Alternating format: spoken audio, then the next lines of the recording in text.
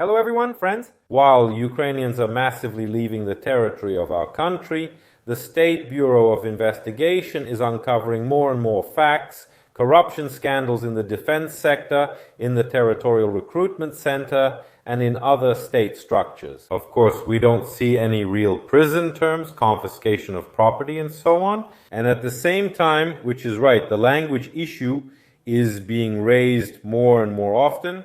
And now it has even come to the point that our language ombudswoman is digging into some incomprehensible videos spread on social networks and escalate to a state level. Overall, it's a mess. We'll break it down for you. Watch the video till the end and support with likes, comments, and subscriptions.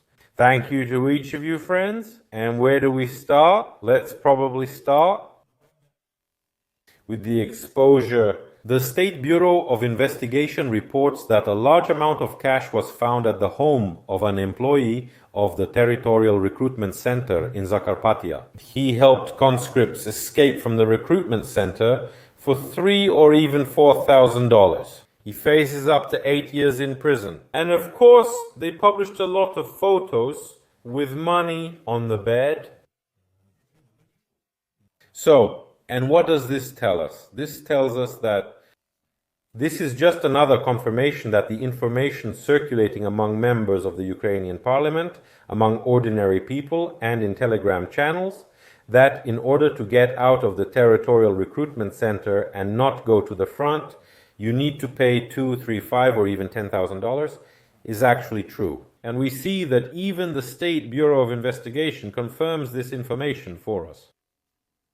So the structures of the Territorial Recruitment Center have turned out to be, let's say, a very profitable business during the war. And of course, people who want to end their poverty in just one day basically do exactly that. Because just imagine, in one day, 10 people came and they took $4,000 from each, 4,000. And now for sure, someone in the comments will say that's too little, and that in some cities they take much more. Even 4,000 each, that's 40,000 for 10 people. You can live on that, that's it. And we understand that there are a lot of such cases. Against this background, Politico stated that almost 100,000 Ukrainian guys aged 18 to 22 crossed the border into Poland in the last 2 months. Just imagine. So we see that guys aged 18 to 22 are actively leaving, and most of them, most likely, are not planning to come back, because they also understand that at any moment the Cabinet of Ministers resolution can be changed, cancelled, and so on. And then they won't be able to leave Ukraine again. All of this is compounded by constant air attacks from Russia, power outages, heating outages, and so on. And then there's all the mess happening around corruption scandals in the Territorial Recruitment Center, in the defense sector, and so on. All of this makes it even worse. That's how it is. At the same time, I want to remind you that Polish Prime Minister Donald Tusk stated that Ukraine is ready to fight for another 2 or even 3 years. Of course, when it's not you fighting, but someone else, then someone else can fight much longer. And Zelensky also commented on Tusk's statement. What did he say? The president responded to Donald Tusk's statement that Ukraine would fight for several more years. We will not be fighting for decades. European leaders are simply planning stable financial support for 2 or 3 years. But the war may end sooner, said Zelensky. It may end or it may not. He added that even after victory, funds will be needed for reconstruction, and they should be taken from frozen Russian assets. We've already heard this many times. What do you think? Will Europe simply give the frozen Russian assets to Ukraine so that Ukraine can spend them on reconstruction? Well, or so they could be pocketed, it depends. Write in the comments what you think about this. Moving on. Actually, we have a lot of interesting news today, friends.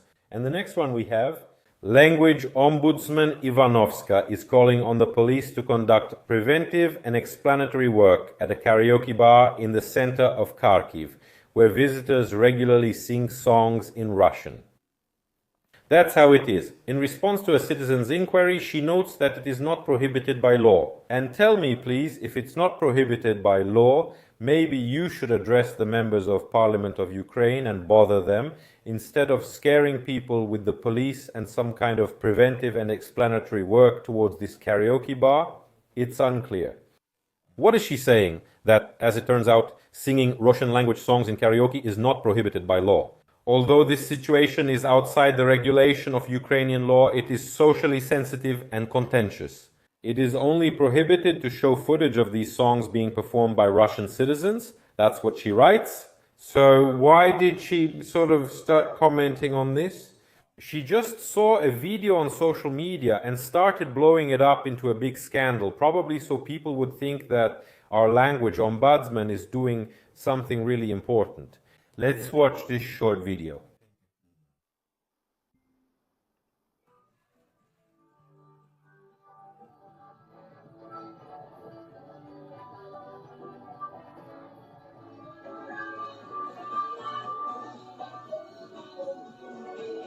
So you can see for yourself that apparently there are no other problems in Ukraine except for some karaoke and some Instagram stories posted by some drunk girls. That's why the police have to deal with exactly this. Not corruption scandals, not real criminals, not traitors, but they have to deal with Instagram. That's how it is. At the same time, since we don't have any other problems, the next news probably can't even be considered a problem. The Ministry of Finance says Ukraine's national debt has topped 8 trillion hryvnias. As of September 30, 2025, Ukraine's state and state-guaranteed debt amounts to, well, actually a bit more than 8 billion hryvnias, which is equivalent to $194 billion. That's the story, and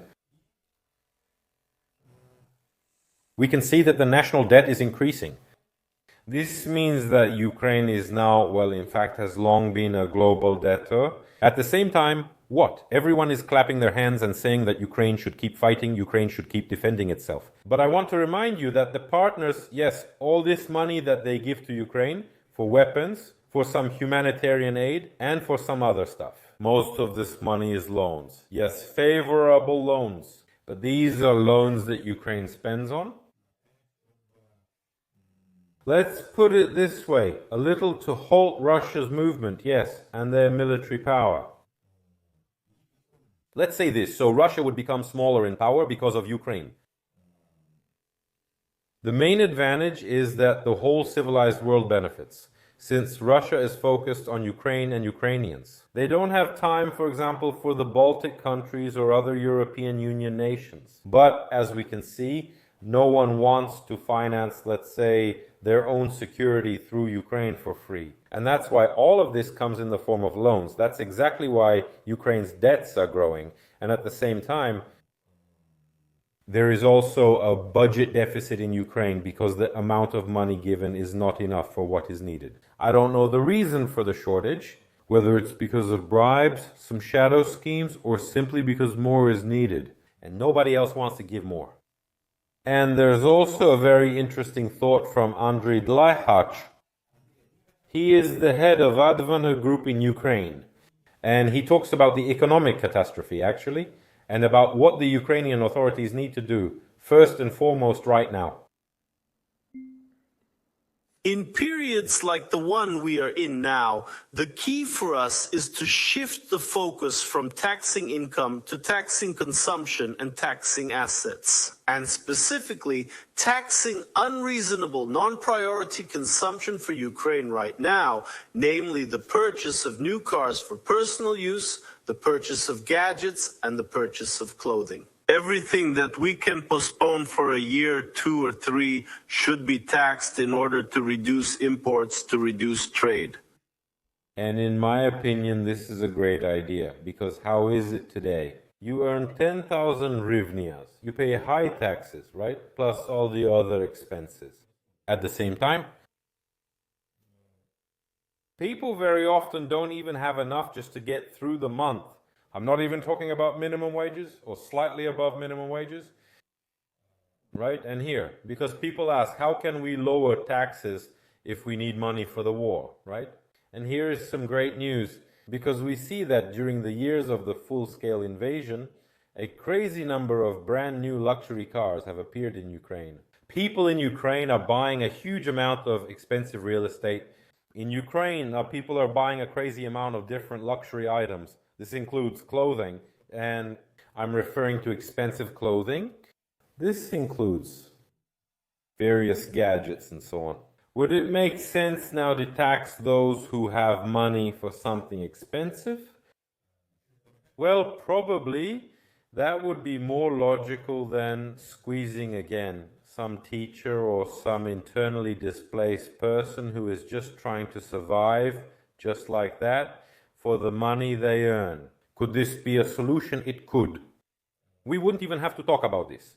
For example, if in Ukraine every year new and newer cars wouldn't appear, no matter how crowded Kyiv, Odessa, Dnipro, Kharkiv, and Lviv or other cities are, right? But this happens, and if more taxes were paid from these purchases, then maybe there would be less tax burden on those who earn 10,000 hryvnias or 5. Right, that's the first thing. And even in the case where, let's say, taxes weren't lowered for the poor, then just due to higher taxes on these luxury items, yes, there would be more money in the budget.